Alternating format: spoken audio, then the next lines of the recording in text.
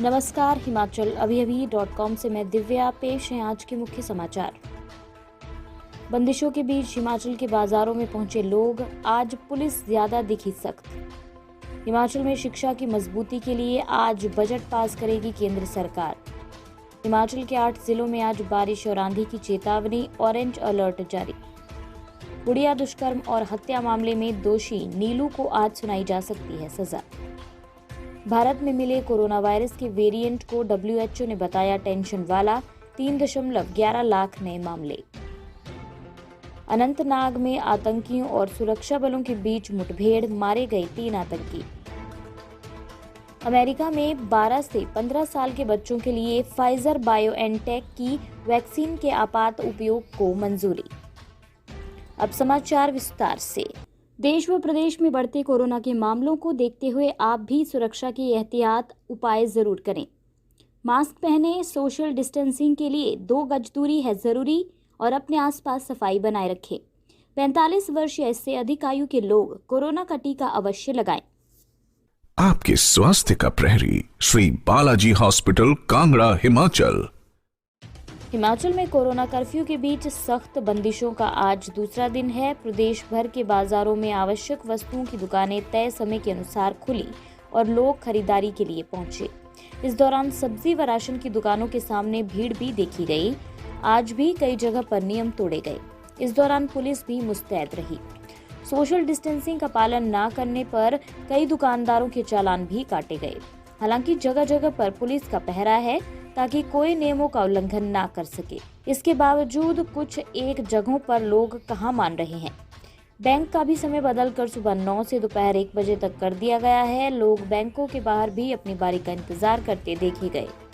Corona curfew में बढ़ाई गई बंदिशों के बीच पुलिस प्रशासन नियमों का पालन करवाने के लिए आज ज्यादा सख्त दिख रहा है, क्योंकि बीते कल कई जगहों से ढेरों शिकायतें सामने आई थी कि लोग नियमों का पालन नहीं कर रहे। हिमाचल प्रदेश में शिक्षा क्षेत्र की मजबूती के लिए मंगलवार को केंद्र सरकार से प्रदेश का बजट पास होगा। मंगलवार को प्रोजेक्ट अप्रूवल बोर्ड की ऑनलाइन बैठक होगी। हिमाचल की ओर से केंद्र सरकार से 1600 करोड़ के बजट का प्रस्ताव भेजा गया है। बीते सप्ताह हुई प्री बैठक में इन प्रस्तावों को लेकर विस्तृत चर्चा हो चुकी है। मंगलवार को केंद्र सरकार हिमाचल को दिए जाने वाले बजट की जानकारी देगी। शिक्षा विभाग ने वोकेशनल शिक्षा, प्री प्राइमरी शिक्षा, ICT लैब, रोबोटिक शिक्षा और कम्युनिकेशन स्किल बढ़ाने का प्रस्ताव देते हुए केंद्र सरकार से 1600 करोड़ के बजट की मांग की है। प्रस्ताव में ICT कंप्यूटर लैब का दायरा बढ़ाते हुए सभी सीनियर सेकेंडरी स्कूलों में लैब बनाने, प्री प्राइमरी स्कूलों की संख्या 950 और बढ़ाने, विद्यार्थियों के कम्युनिकेशन स्किल बढ़ाने और vocational hub and scope lab खोलने की योजनाओं से अवगत कराया गया है।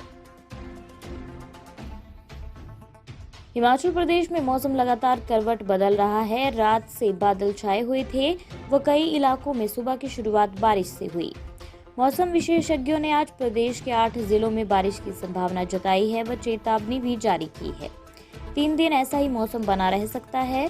मौसम विभाग ने 11 व 12 मई को ऊना, बिलासपुर, चंबा, कांगड़ा, कुल्लू, मंडी, शिमला, सोलन में 40 किलोमीटर की रफ्तार से आंधी, ओलावृष्टि और भारी बारिश को लेकर ऑरेंज अलर्ट जारी किया है।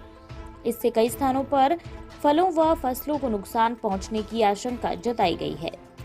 13 मई को ऊना और बिलासपुर को छोड़ 6 जिलों और सिरमौर में 40 किलोमीटर की रफ्तार से आंधी चलने, ओलावृष्टि व भारी बारिश के लिए अलर्ट जारी किया गया है। अन्य समाचार ब्रेक के बाद। Shri Balaji multi speciality hospital, Kangra, जहां आपको एक ही छत के नीचे मिले बेहतरीन चिकित्सा सुविधाएं, cardiology, laparoscopic, general surgery, neuro surgery, orthopaedics, paediatric, radio diagnosis, urology, gastroenterology, ophthalmology, pathology, medicine, anaesthesia और डेंटल जैसी अत्याधुनिक और बेहतरीन चिकित्सा सुविधाएं, 24 घंटे इमरजेंसी सुविधा, 9 बेड के साथ critical care unit, cardiac monitor और डिफिब्रिलेटर्स, सेंट्रल ऑक्सीजन लाइन और वेंटिलेटर सुविधा। हिमाचल प्रदेश के सबसे बड़े निजी स्वास्थ्य सेवा प्रदाताओं में से एक। Shri Balaji multi speciality hospital Kangra राष्ट्रीय स्वास्थ्य बीमा योजना के साथ सूचीबद्ध Shri Balaji multi speciality hospital Kangra BPL परिवारों के लिए अस्पताल में कैशलेस भर्ती होने के साथ ही ईसीएच की भी सुविधा। हमारा पता Shri Balaji multi speciality hospital, Balaji Vihar, Ujjain, Kangra. संपर्क करें 9218411108 पर। Shri Balaji multi speciality hospital Kangra.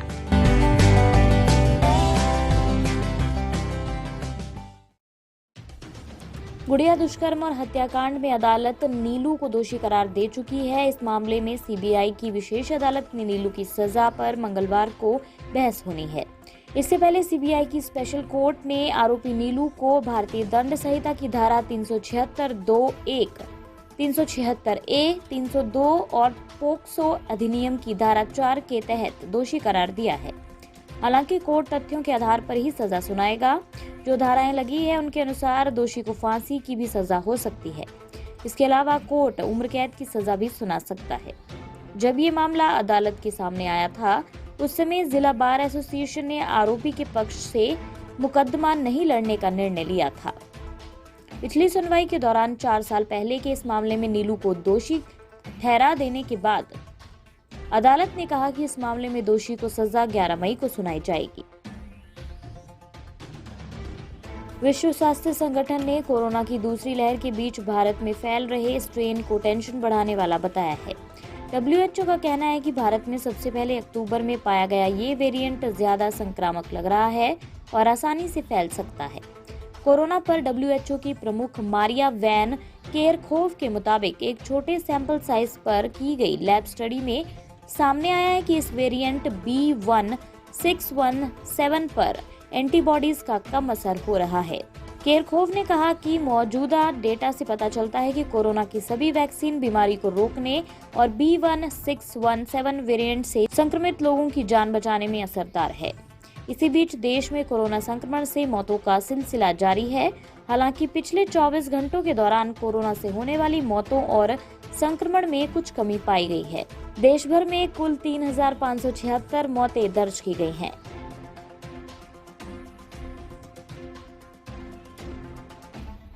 Jammu Kashmir के अनंतनाग में सुरक्षा बलों और आतंकियों के बीच मुठभेड़ चल रही है, जिसमें सुरक्षा बलों ने लश्कर-ए-तैयबा के 3 आतंकियों को मार गिराया है।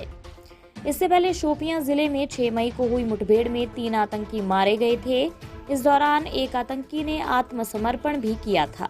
अनंतनाग मुठभेड़ को लेकर आईजी कश्मीर ने बताया कि आतंकी संगठन लश्कर-ए-तैयबा के 3 दहशतगर्दों को सुरक्षा बलों ने घेर रखा है। बता दें कि जिला के कोकरनाग इलाके में आतंकी गतिविधि की सूचना मिली थी।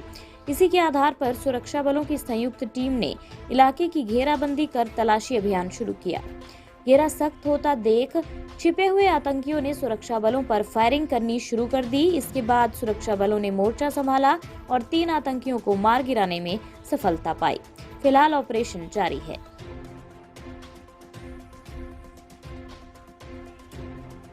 दुनिया भर में कोरोना के चलते जारी तबाही के बीच अमेरिका के खाद्य एवं औषधि प्रशासन FDA ने 10 मई को 12 से 15 साल के बच्चों के लिए फाइजर बायोएनटेक के वैक्सीन को आपातकालीन उपयोग के लिए मंजूरी दे दी है। FDA ने बताया कि कोरोना के खिलाफ लड़ाई में एक और महत्वपूर्ण कार्रवाई करते हुए हमने 12 से 15 वर्ष के बच्चों में आपातकालीन उपयोग के लिए फाइजर बायोएनटेक कोविड-19 वैक्सीन को अधिकृत किया है। इधर भारत के केंद्रीय स्वास्थ्य मंत्रालय ने सोमवार को कहा कि लोगों को कोविड-19 रोधी टीके की 17 करोड़ खुराकें देकर भारत ने दुनिया में सबसे तेजी से टीकाकरण किया है। मंत्रालय ने कहा कि इस आंकड़े तक पहुंचने में चीन को 119 दिन जबकि अमेरिका को 115 दिन लगे। भारत ने 114 दिन में ही ये लक्ष्य हासिल कर लिया। इसी के साथ ये रेडियो बुलेटिन यहीं समाप्त होता है। धन्यवाद।